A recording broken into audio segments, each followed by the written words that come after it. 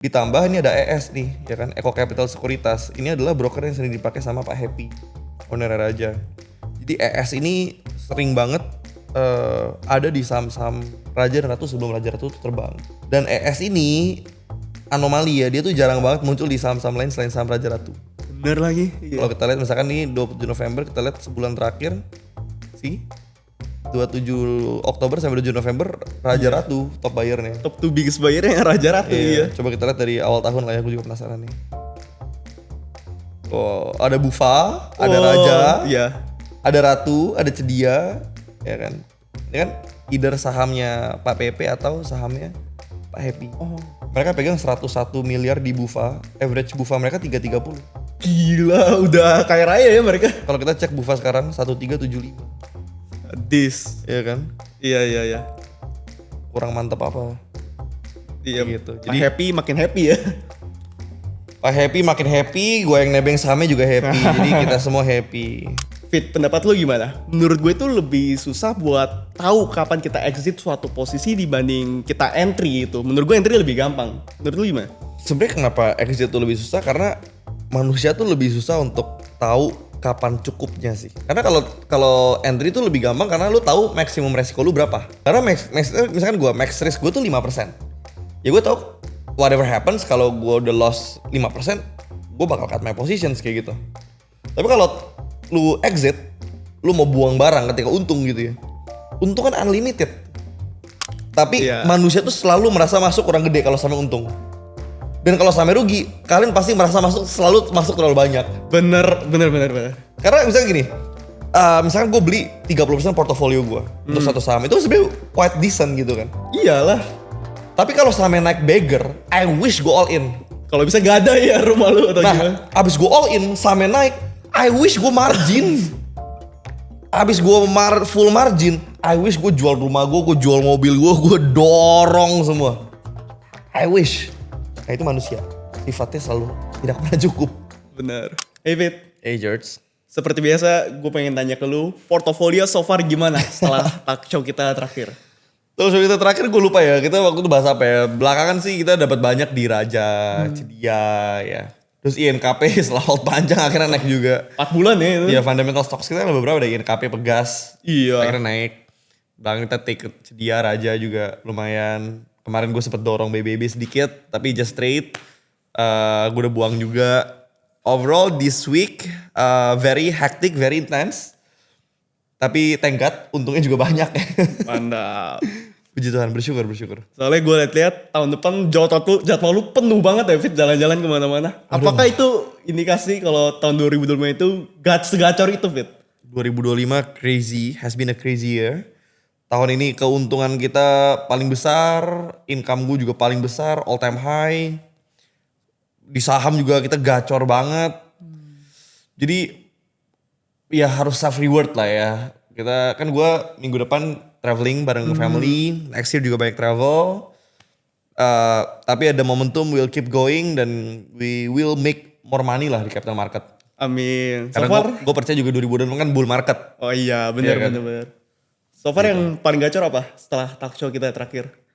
Raja lah ya. Raja ya. Raja gila banget sih naiknya. Fenomenal sih. Kita beli di 5.000 ya, sekarang udah hampir 7.000 ya.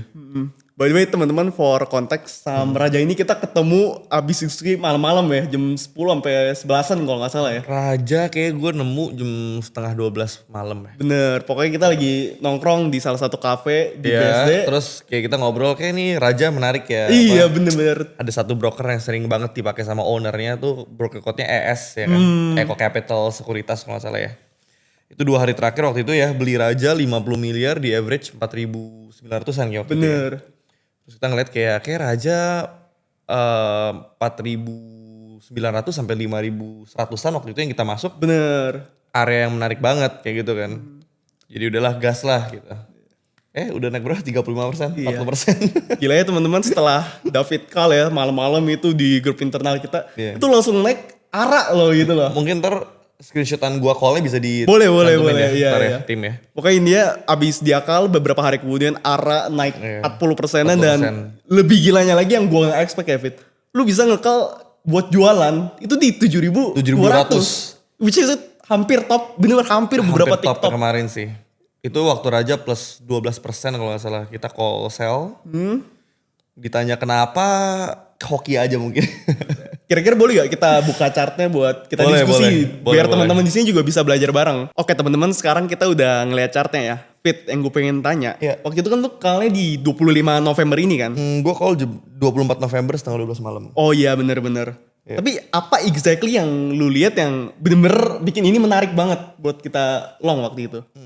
Karena Raja ini di 24 November, dia closing di 5.000 kan. Nah kalau kita lihat di area sininya, dari tanggal 16 Oktober sampai kemarin 25 November, di area 2 bulan ini kan sebenarnya dia membentuk pattern cup and handle sebenarnya. Betul. Ya kan? Terus neckline cup and handle-nya itu sebenarnya di 5.000. Jadi as long dia close above 5.000, sebenarnya Raja ini punya potensi untuk ngalamin kenaikan kayak gitu. Nah, waktu Raja di 24 November itu, dia kan sempat naik sampai 5.300 terus dia reject 5.000. Sebenarnya kalau ada doji di area resistance kayak gini kan sebenarnya biasa indikasi jelek, George. Bener. Karena kan ini kan rejections di supply area, berarti ada seller di sini kan. Tapi apa yang membuat gua cukup convince pada saat itu ya, oh wow ternyata bukan Raja ini ternyata baru 2 hari lalu ya. Iya bener. Karena 26 arah gue jadi anggap udah kayak lama banget. Karena itu udah untung gede kan. 40% Fit, bayangin. Iya. Gue lumayan convince. Kenapa gue convince di tanggal 24? Gara-gara walaupun dia itu closingnya di 5.000, reject dari 5.300. Tapi pas kita ngeliat buyer and seller profile-nya ternyata mostly sellernya retail ternyata. Bener. XL, CP, YP itu top 3-nya ya kan. Nah pas gue cek Broksumnya, buyer profile-nya ternyata bukan broker yang biasa dipakai retail gitu. Which is BK, JP Morgan ya kan. Terus kalau gue ngeliat foreign-nya, CC, BK, BB, AK, RX. Jadi ini sebenarnya CC 28,6 bio ini, itu udah dikurangin 10 bio domestik jualan. Jadi foreign-nya beli 38,6 sebenarnya. BK-nya 34,9 tuh pure foreign. Ditambah ini ada ES nih, ya kan, Eco Capital Sekuritas. Ini adalah broker yang sering dipakai sama Pak Happy, owner Raja. Nah, kita juga harus ngelihat dari beberapa hari sebelumnya. Kayak gue misalkan gue ngeliat dari bottomnya Raja waktu itu di 18 November, ya kan. 18 November, top accumulator adalah AK, ES, BK, BB, CC, MG, HP, IN. Sellernya IF, Samuel, XL, XC, OD, YP, AZ. Jadi sebenarnya dari seller and buyer profile ini udah lumayan timpang gitu loh. Dan yang paling menarik sebenarnya ES-nya sih. Karena waktu 24 November gue ngeliat kalau gak salah dari 20 Novembernya, which is kayak cuma 2-3 hari. ES AKBK lawan IF, XL, OD, XC, YP, AZ, XI, SQ. Jadi seller ini kayak mostly pecahan-pecahan retail atau beberapa local fund. Tapi bayarnya menarik banget. Foreign dan ES. Ya ES kan proxy to owner kalau kita sebutnya ya bro. Ada beberapa broker yang proxy to owner. ES beli di 4981 kurang lebih 47,6 miliar. Dalam cuma 2 hari kayak gitu. Terus dia rejection ya kan. Rejection tapi dia gak close merah. Dia close tetap hijau. Dia close di 5.000 ya kan. Berarti dia masih close di atas neckline-nya. Ketika gua ngeliat flow-nya bagus banget. Terus gua ngeliat dia close di atas 5.000. Tesis gue waktu itu adalah, oh ini cup and handle pattern-nya akan terconfirm break. Makanya waktu itu gue bikin plan-nya adalah buy di 4.800 sampai 5.125. Karena waktu opening di tanggal 25 November itu 51, dia open di 505, sorry. Dia open di 5125, dia sempat koreksi sedikit ke 5050, which is ada masuk di area buy kita. Ya turun jemput kita beli dong. Iya. Terus tiba-tiba dia naik tinggi dan kenapa kita masih hold? Karena kita ngelihat flow-nya ya berapa hari terakhir. Di 25 November top buyer-nya ZPA, KMG, JAZ. Top sellernya itu full retail broker. Retail semua. XL, CC, YP, SQ, XC. Jadi secara seller and buyer profile 25 November timpang banget. Kita memutuskan hold dan terbukti ya, we are very lucky. 26-nya arah dengan seller and buyer profile XL, IF, XC, CD, KI, YP, OD, AZ. bayarnya tetap CC, AK, ZP, SSPD, INMG. The perfect broker summary kayak gini ya Fit? Menurut gue perfect broker summary ya. Gue sih jarang banget kalah ya dengan pakai broker summary kayak gini ya. Terus kemarin 7.200 di 27 November. Ini kan sebenarnya broker summary kita cuma bisa lihat di akhir market ya. Iya bener, jam 5-an lah ya. Iya. Tapi kalau kita lihat broker summary kan top buyer-nya berubah nih. Yang tadinya retail ada di net seller, sekarang retail ada di top net buyer kayak gitu. Jadi wajar aja kalau sekarang tuh terkoreksi gitu. Nah tapi 27 November kan gue belum tahu waktu itu siapa yang beli siapa yang jual. Iya. Tapi kenapa gue bisa jual di 7.200 padahal kalau kita ngelihat di kirinya nih sebenarnya nggak ada resistance penting ya kan? Iya, lagi price discovery. Lagi price discovery. Mungkin gue bisa jual 7.200 pertama menurut gue naiknya udah terlalu banyak ya. Karena hari pertama dari breakout kan naik 8%, lalu naik 20%, lalu waktu itu naik 12%. Jadi sebenarnya itu 3 hari udah naik 40%. Kalau gue sebagai market maker itu pasti gue sebutnya overshoot. Overshoot artinya apa? Karena kita harus hitung VWAP-nya kan. VWAP tuh volume weighted average price. Jadi waktu itu dari tarikannya di tanggal 27 November, VWAP-nya itu kalau nggak salah waktu itu di 6.700-an deh. Terus harganya naik sampai 7.200. Jadi ada gap kurang lebih sekitar 500 perak gitu ya. 7,5% dari VWAP ke harganya saat itu gitu. Dan gue ngelihat waktu itu rally-nya tuh belum ada koreksi.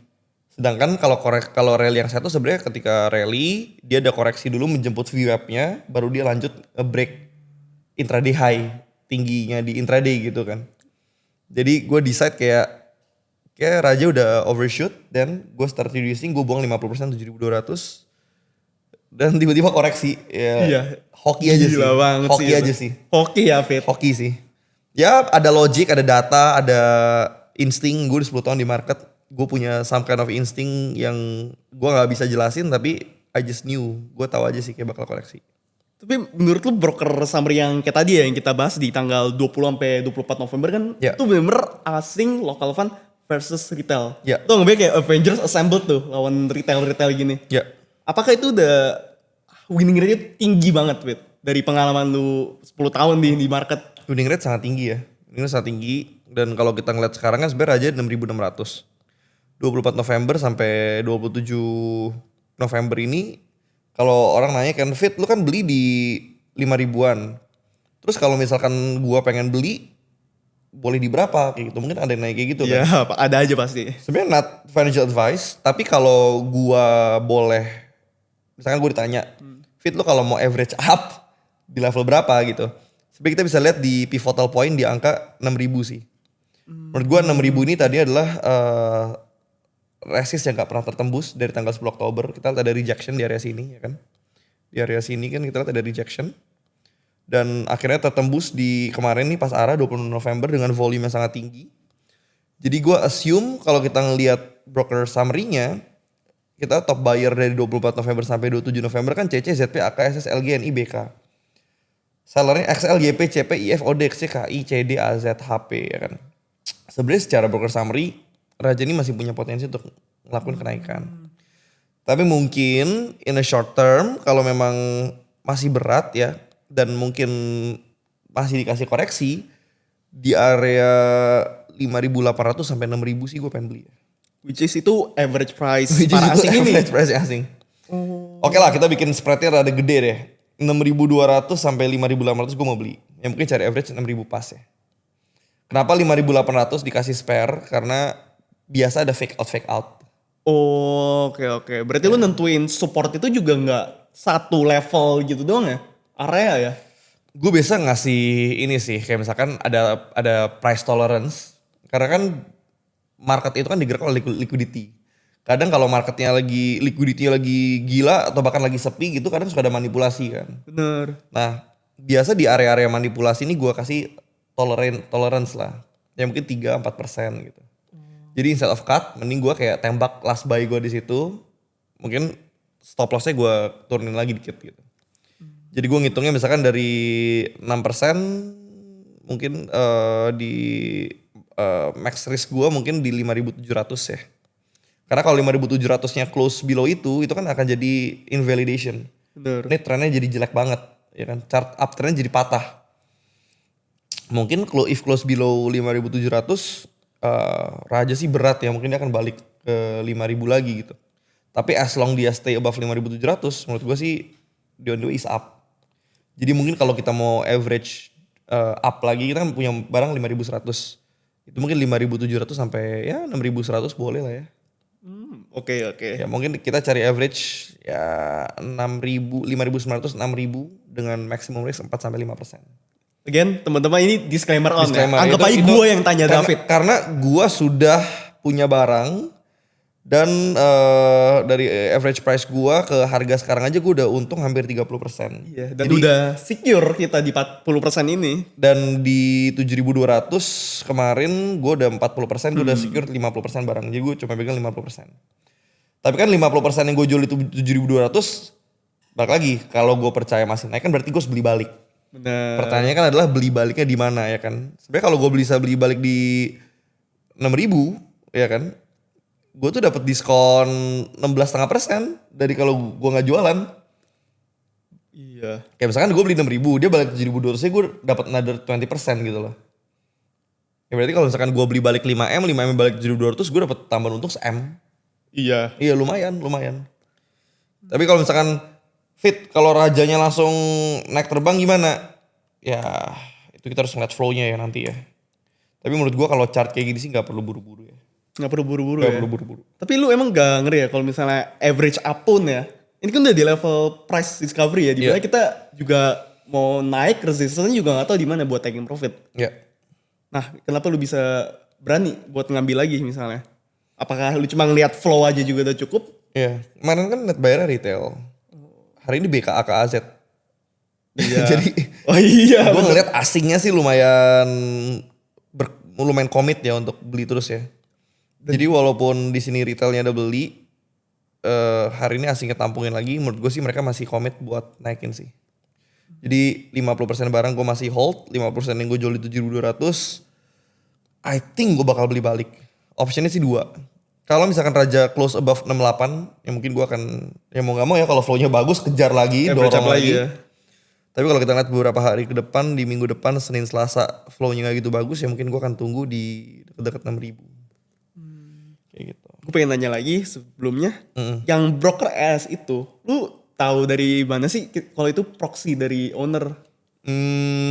Apa dia pernah main saham-saham yang related tuh Raja ini? Tendensi ya, kecenderungan ya. Kecenderungan. Karena kita sering ngelihat sebelum Raja terbang, atau kita ngomong misalkan istrinya Raja deh Ratu ya Ratu. Kan. Sebelum Ratu terbang di tanggal 18 November, kalau kita lihat ya. Dia kan terbang di tanggal 26 ya.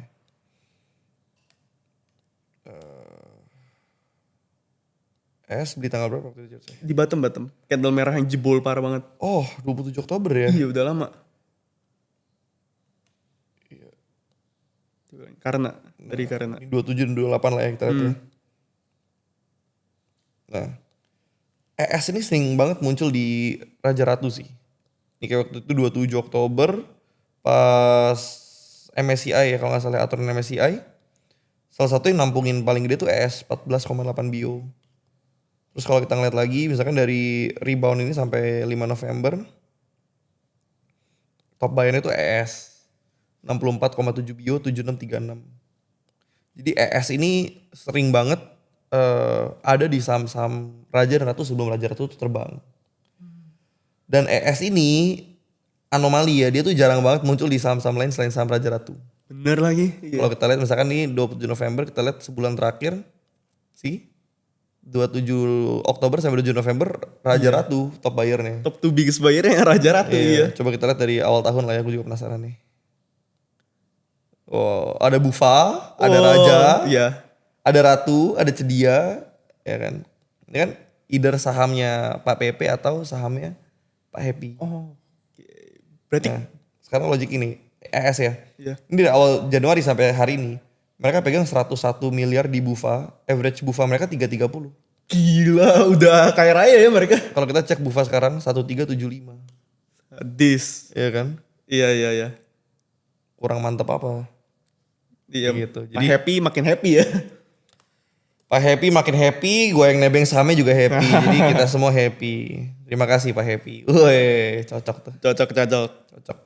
Berarti artinya buat kita tahu suatu banner itu proxy dari owner atau punya kepentingan tertentu, emang harus ngeliatin karakteristik banner itu day by day ya? Kita harus ngeliat kecenderungan sih ya. Cenderungan. Terus lihat saham ini tuh maksudnya seberapa sering sih broker ini tuh ada di saham itu gitu loh. Dan selain di saham itu, kira-kira dia tuh main di saham lain atau enggak?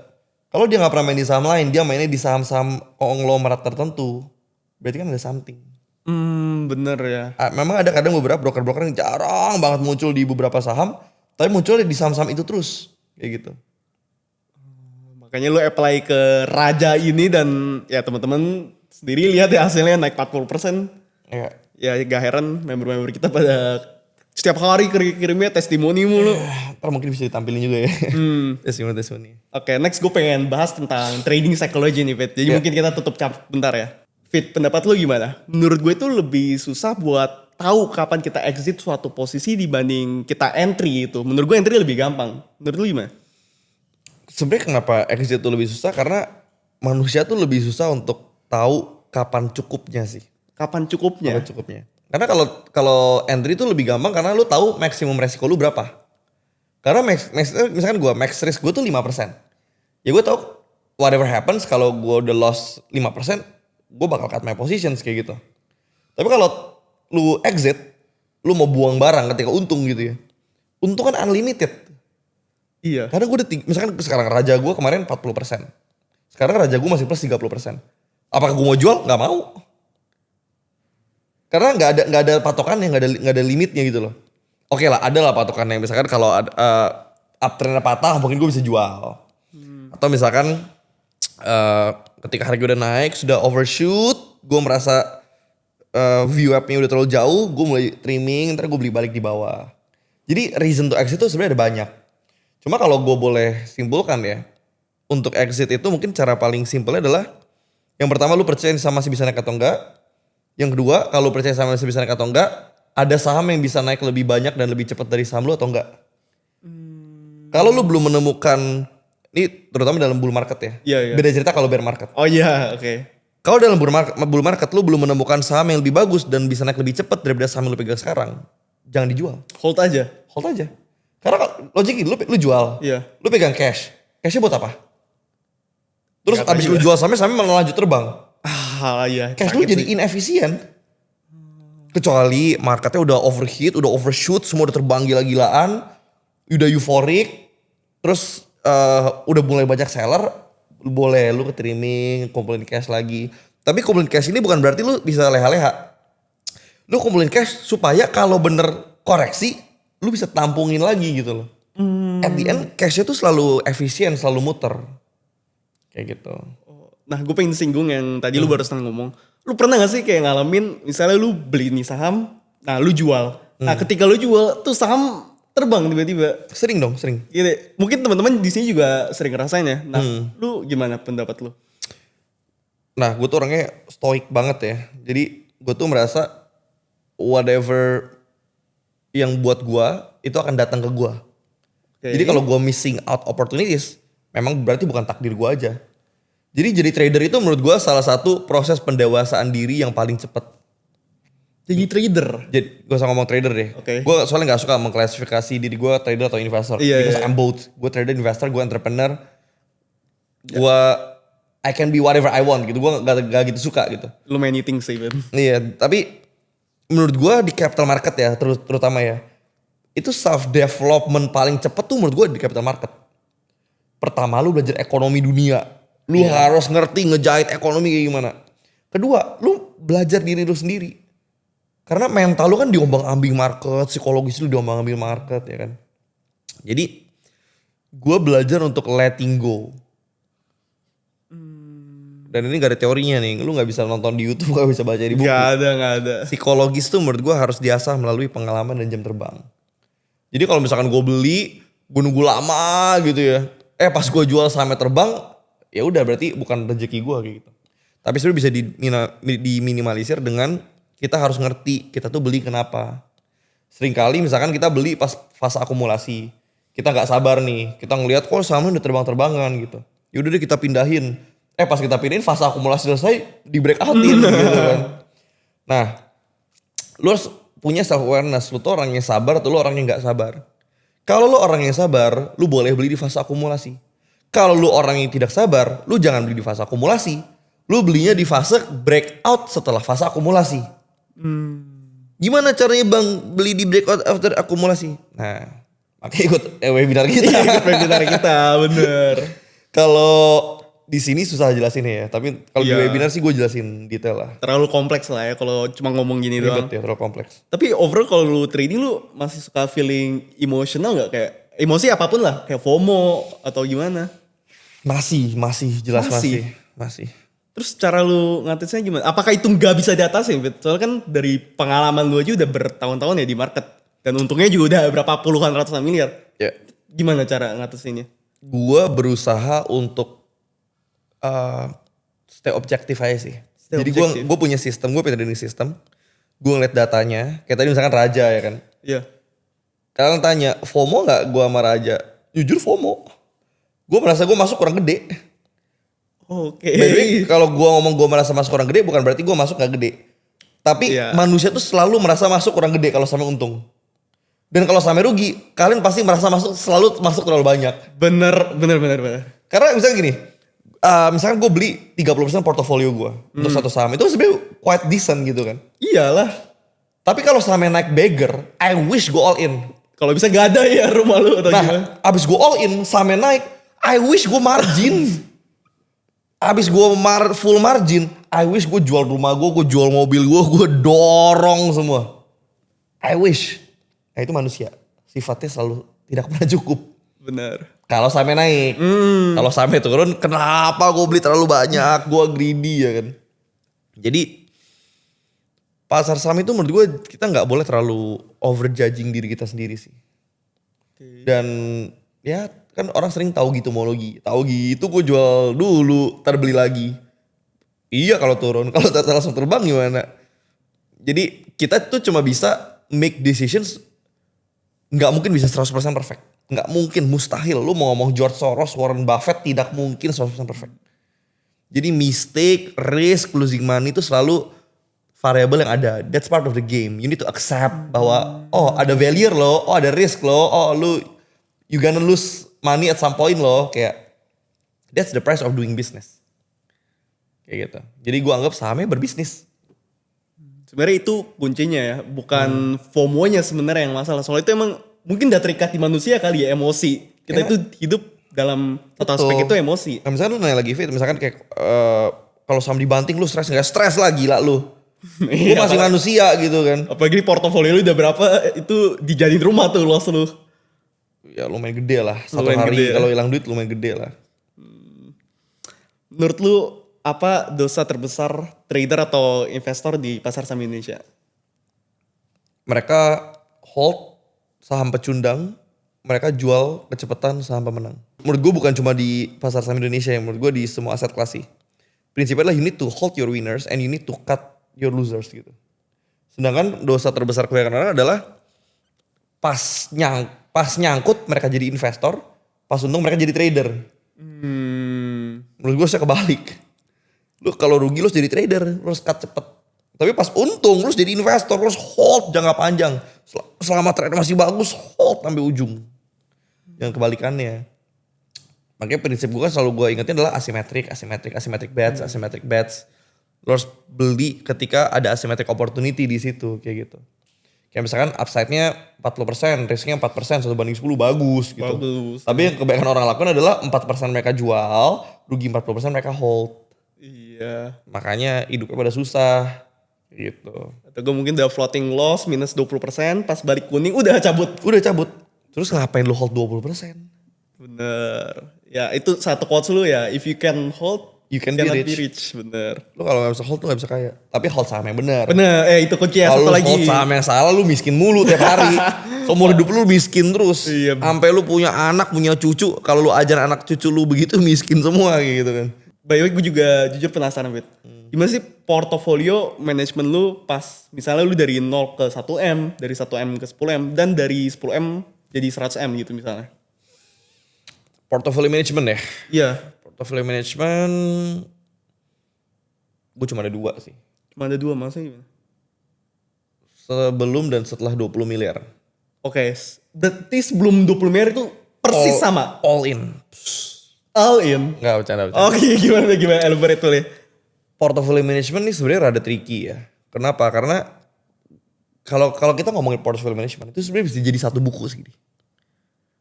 Ini bukan one size fits all generalizing gitu loh. Oke. Kenapa? Lo harus ngitung. Pertama, experience, capacity, cara main lu, risk appetite lu, risk profile lu. Ya kan? Kalau lu orangnya agresif, terus lu lahir dari keluarga yang berada, lu punya warisan 100 miliar. Ya lu tembak aja. Ngapain lu pusing-pusing? Hilang dulu, masih ada warisan kok. Tapi kalau gue balik, lu orang agresif, tapi lu lahir, lu harus membiayai 4 orang keluarga lu misalkan. Berani gak lu? Enggak lah. Portfolio management is not the one size fits all. Sebenarnya gak ada rumusnya juga menurut gue. Oke, lu bisa hitung Sharpe ratio, lu bisa hitung keefektifan suatu portofolio berdasarkan risk and reward, berdasarkan volatility and everything. At the end of the day, portofolio management terbaik itu kontekstual tergantung sama background dan kondisi hidup lu hari ini. I see. Kayak gitu. Kayak misalkan gua gitu ya. Gua pas masih muda mungkin gua berani all in. Bukan cuma karena duit gua lebih sedikit daripada hari ini.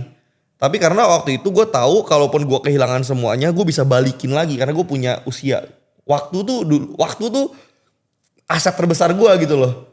Tapi gue takut kalau misalkan gue ngomong George di bawah 20 miliar all in aja. Tapi nonton ini bapak umur 35 anak 2. Iya. Penghasilan pas-pasan terus dia kata David harus all in di bawah 20 miliar. Mati gue kalau dia tiba-tiba beli saham gak jelas ya kan. Tiba-tiba ini kita liburan ke Bali jadikan sama anak-anak. Sorry ya papi rungkat gitu kan. Kasian banget George. Iya itu gak lucu sih. Gak lucu kayak gitu. Nah gue gak mau menyesatkan. Dan ya balik lagi ke poin gue. Portfolio construction, portfolio management tuh sangat kontekstual kayak gitu.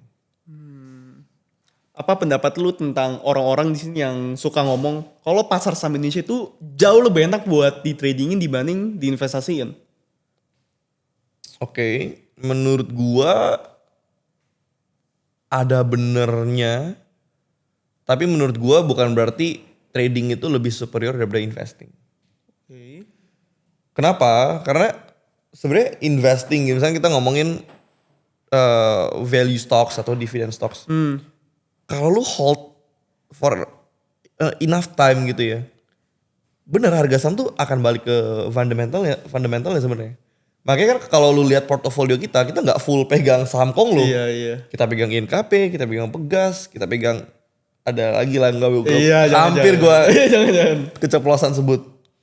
Tapi kan ada beberapa fundamental stocks yang kita masukin ke dalam portofolio construction kita di investment porto. Bener. Tapi kan gua pecah, gua ada trading porto, gua ada investment porto. Trading porto ya gua nggak pegang fundamental. Trading porto gua pegang Raja, Cedia, Petro, Bumi, BRMS, ya kan, Ratu kadang-kadang. Sedangkan di investment porto gue lebih pegang yang memang ada isinya lah. Ada isinya tuh bukan berarti saham Konglo ini gak ada isinya gitu. Tapi mungkin saham Konglo ini isinya adalah liquidity-nya, corporate action-nya, kepentingan owner-nya. Sedangkan fundamental ini isinya adalah, ini perusahaan earnings-nya bagus, earnings-nya bertumbuh, book value-nya dengan price sekarang lebih tinggi kayak gitu. Kayak misalkan market cap sahamnya misalkan 40T, cashnya 30T, equity 100T misalkan. Waduh, iya. Masa cash lu 30T lu udah hampir bisa beli total market cap perusahaannya kan berarti sahamnya murah banget kayak gitu. Nah kita ngitung value berdasarkan fundamentalnya, itu yang gue bilang fundamental stocks. Jadi sebenarnya trading dan investing ini kalau dibilang lebih cocok mana? Baik lagi ya gue gak gitu suka mendebat tentang trading dan investing karena basically ini cuma perdebatan antara dua orang yang mempunyai time frame yang berbeda gitu loh. Dua orang yang mempunyai time frame yang berbeda dan objektif ada di capital market yang berbeda. Kayak gitu. Karena kalau trading lu kan cari short term gains. Karena kan harga tiap hari fluktuasi gitu kan. Tapi kalau lu invest, ya mungkin yang lu cari adalah misalkan stability, yang lu cari adalah constant growth, nggak perlu terlalu effort tapi porto lu bertumbuh. Yang lu cari mungkin dividen kayak gitu. Karena gue ngerti dua-duanya, kenapa? Karena gue adalah dua-duanya gitu. Iya. Yang seorang naik gue fit, kenapa lu nggak tembak semua ke trade gitu? Jawabannya pertama, portofolio gue sudah cukup besar untuk nggak bisa di tradingin semua. Bukan berarti market kita nggak bisa nyerap semua capital gue doang gitu ya. Ya mungkin ada beberapa saham yang nggak bisa serap capital gue.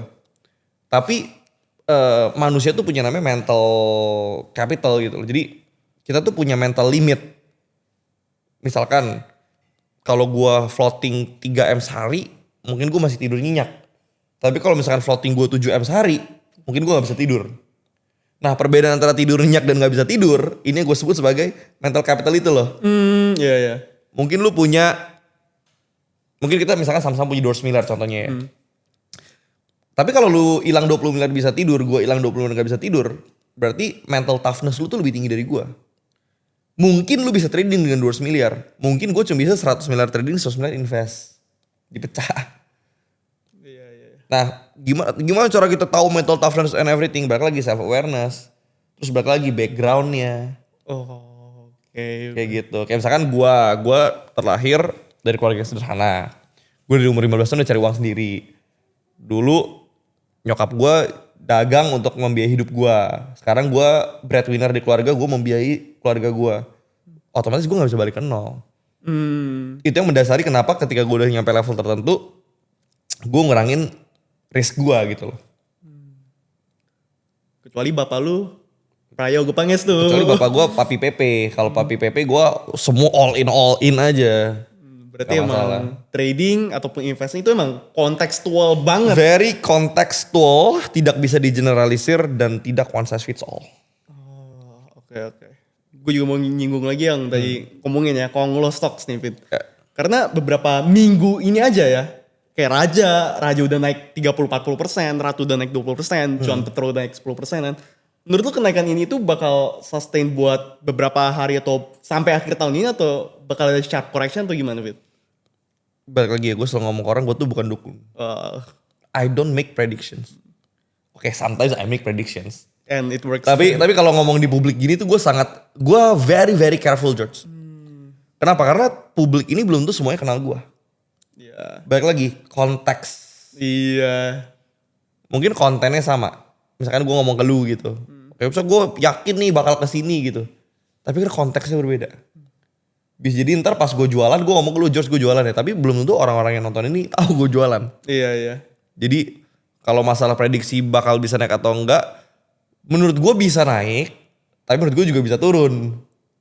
Salah 50-50. Iya, emang sama pilihannya antara dua itu Fit. Balik lagi, supaya gue gak perlu make predictions. Yes. Kita kawal based on datanya aja. Based on data ya. Selama flow-nya masih bagus, selama kepentingan masih ada, ya berarti masih bisa naik. Tapi ketika nanti flow-nya balik arah, kita juga harus tahu gimana caranya stay objektif. Dan kita juga harus tahu ya, kan kita ibaratkan nebeng gitu kan. Nebeng pemain gede. Kalau pemain gedenya balik arah, ya kita juga harus siap-siap balik arah. Kayak gitu. Menurut lo kalau misalnya sama IPO kayak ini ya bakal beberapa minggu ke depan kayak RLCO atau Supa, ya bener. Menurut lo gimana? Soalnya fun fact ya teman-teman, winning rate David ini itu 100% gak pernah salah. IPO gue gak pernah gagal sih.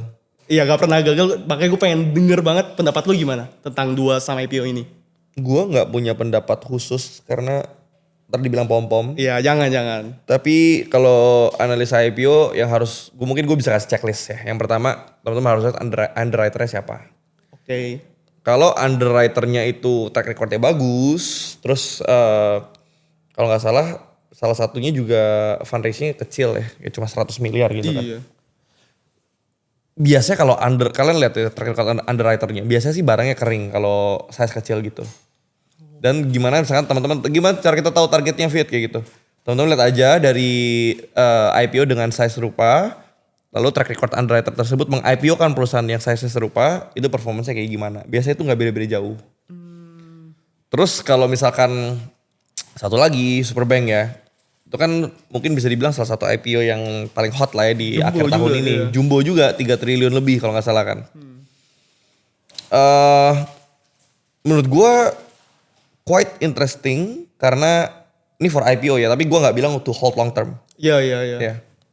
Quite interesting karena Grab sama Singtel punya saham lumayan gede kan. Iya. Joint venture sama MTech. Bener. Jadi sebenarnya big conglomerations. Mereka juga IPO, I think just for strategic reason. Dan kalau IPO itu kan sebenarnya kalau kita misalkan ngomongin 3 triliun gitu ya, sebenarnya kan fixed allotment tuh 80%. 80%. Sebenarnya fixed allotment tuh bisa 90%. Okay. Tapi kalau oversubs, kalau nggak salah di atas 40 kali, itu ke clawback. Jadi fixed allotment harus diturunin supaya public allotment bisa lebih tinggi. Okay. Jadi for most cases kayak Ratu, Cedia yang oversubsnya ratusan kali gitu, itu public allotment 20%, fixed allotment 80%. Jadi sebenarnya dari 3 triliun, 2,2 triliun itu sudah diserap oleh fixed allotment. Fixed allotment biasanya diserap oleh standby buyer. Nah, mungkin menurut gue 2,2 T-nya diserap banyak sama Grab sama Singtel sih. Singapore company kan. Iya benar. Jadi diserap sama standby buyer, which is owner dan investornya juga. Mungkin barang yang beredar di market cuma 800 miliar. 800 miliar. Kalau kita ngomong size sebenarnya 800 miliar gak gitu gede sih ya. Iya. Jadi kalau ditanya berapa persen bakal dapat barang dari pooling, paling menurut gue maksimum 2-3% ya. Kecil banget ya. Iya.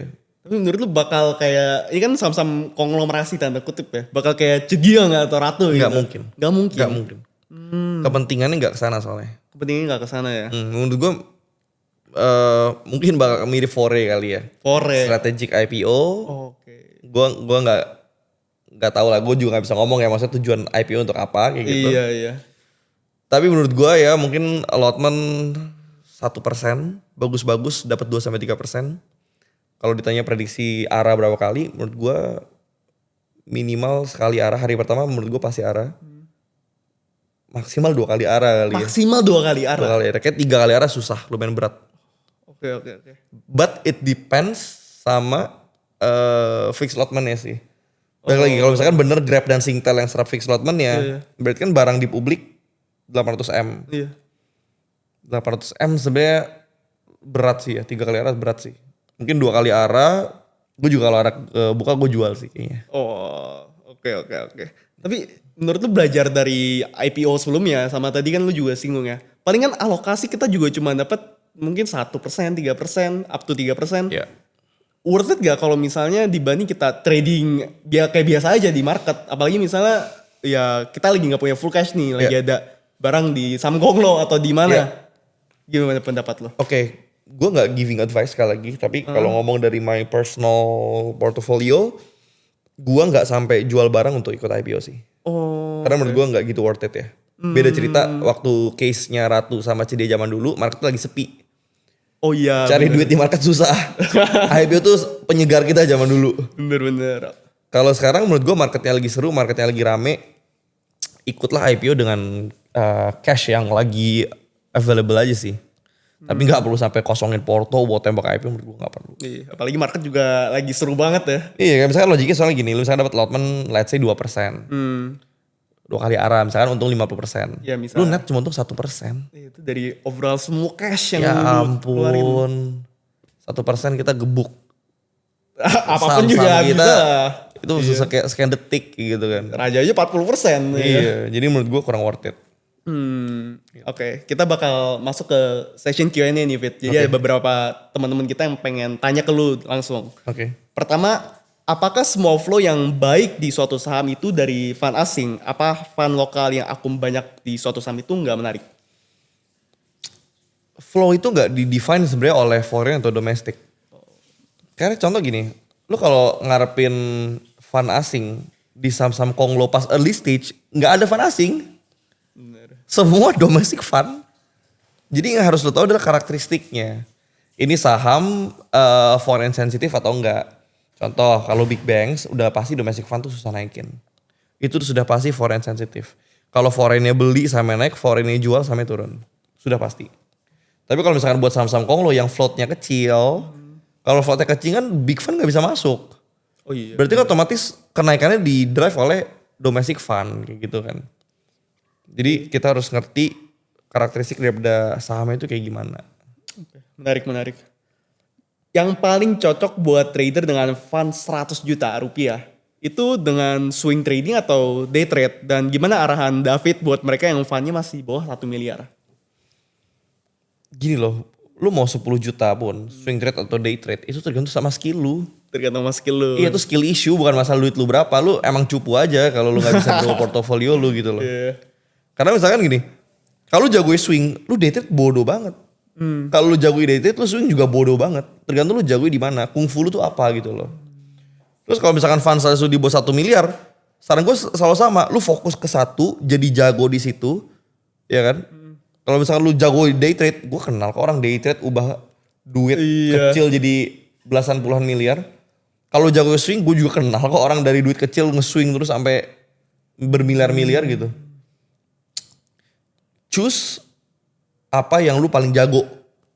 Itu aja ya. Iya, kalau gini simple, gue kasih kalian study case. Nah, suka nih.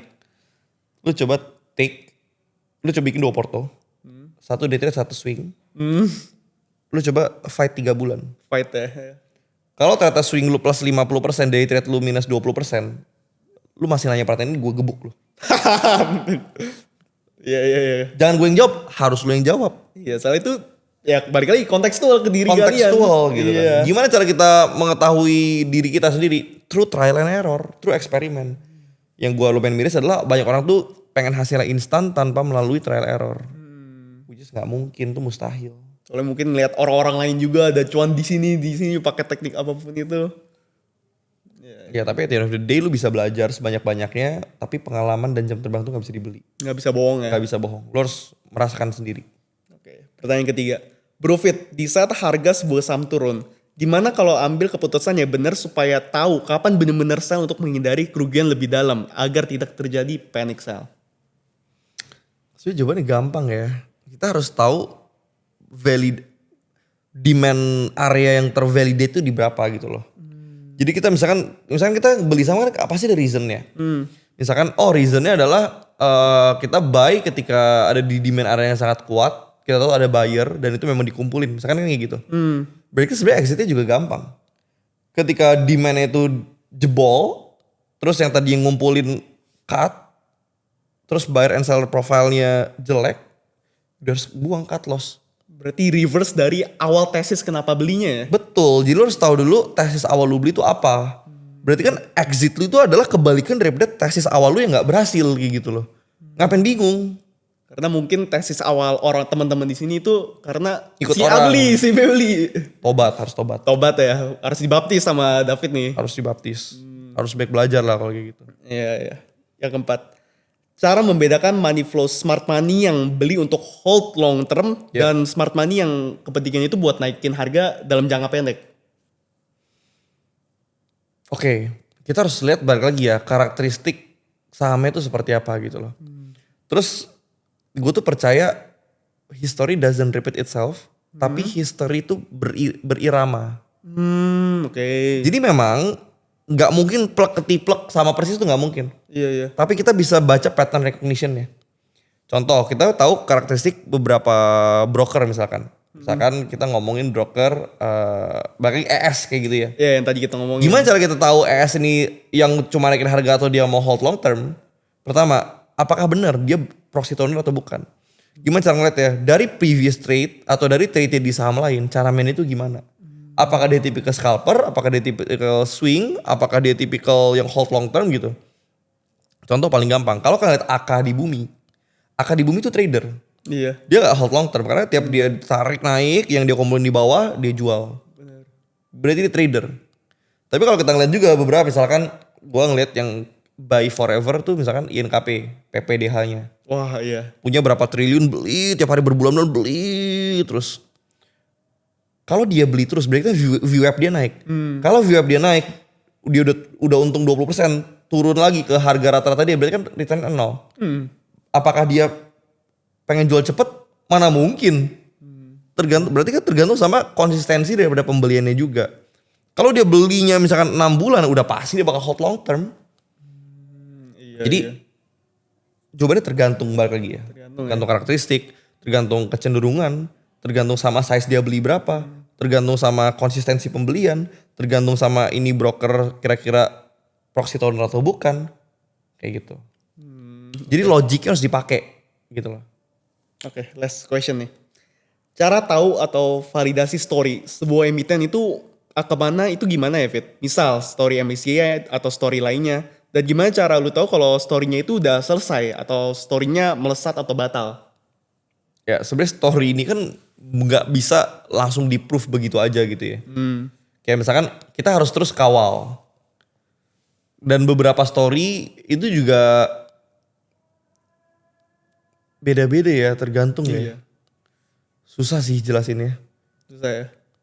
Kayak misalnya gini, story MSCI. Semua orang juga pakai story MSCI. Iya benar. Iya kan?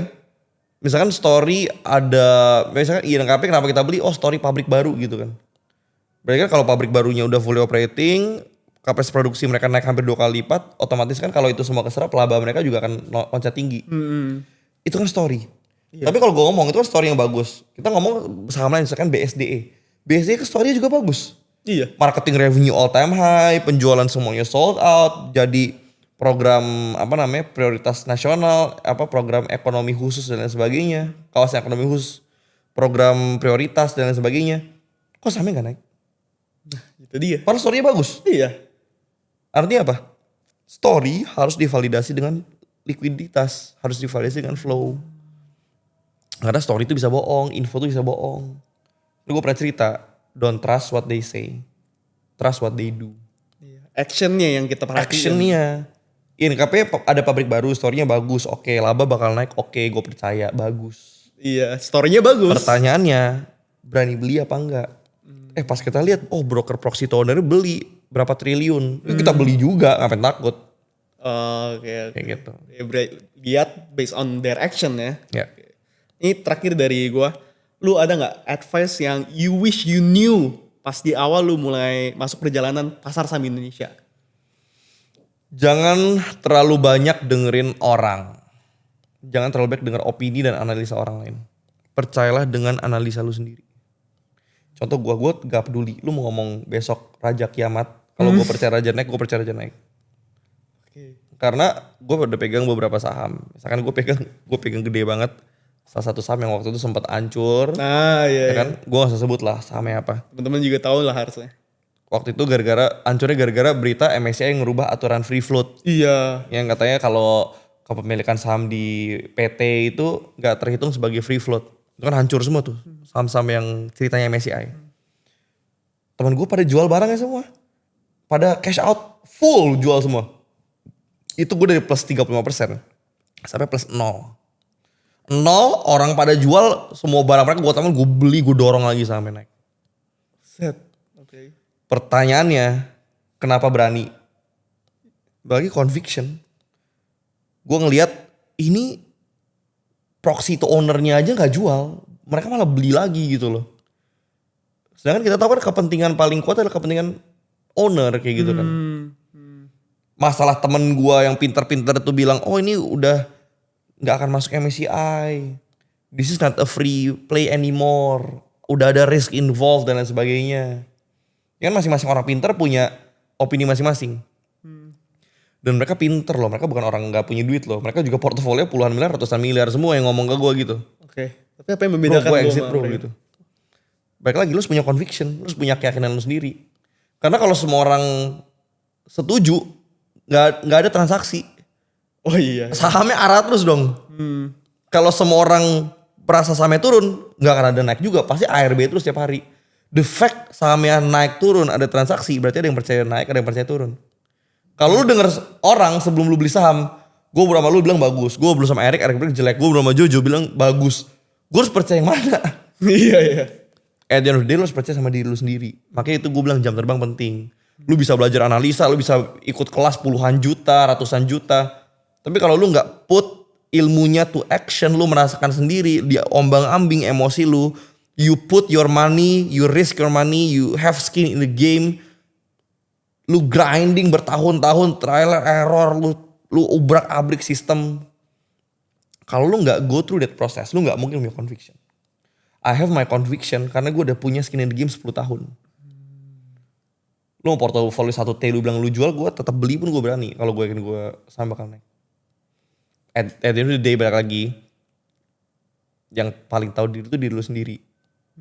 Orang lain mungkin punya risk appetite yang berbeda, mereka punya cash position yang berbeda, mereka punya time horizon yang berbeda, mereka punya view yang berbeda. Mereka punya akses to informasi yang berbeda. Bener. Lu gak pernah tahu konteks mereka ketika mereka jual tuh apa. Iya. Jadi mereka jual, mereka beli Bufa iya, di switch sahamnya double tuh sahamnya itu. Iya, iya. There's no right and wrong. There's only right or wrong for you. Buat diri sendiri ya. Buat diri sendiri. Gak bisa bandingin sama orang lain. Tidak bisa.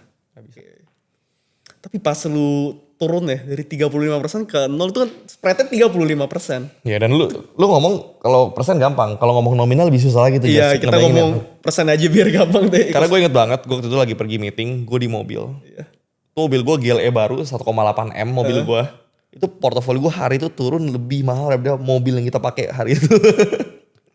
Dalam gak satu pun sehari berapa jam. Gue bilang tim gue lihat muka gue. Gue jalan deh ke orang linglung. Itu dari satu saham. Bener. Bukan whole portofolio gue. Whole portofolio gue dibandingin tuh kita pakai GLE waktu itu. Kita pakai Mercedes GLE paling baru. Itu baru 2,2 M. Itu gak ada apa-apanya dibanding penurunan kita hari itu ya.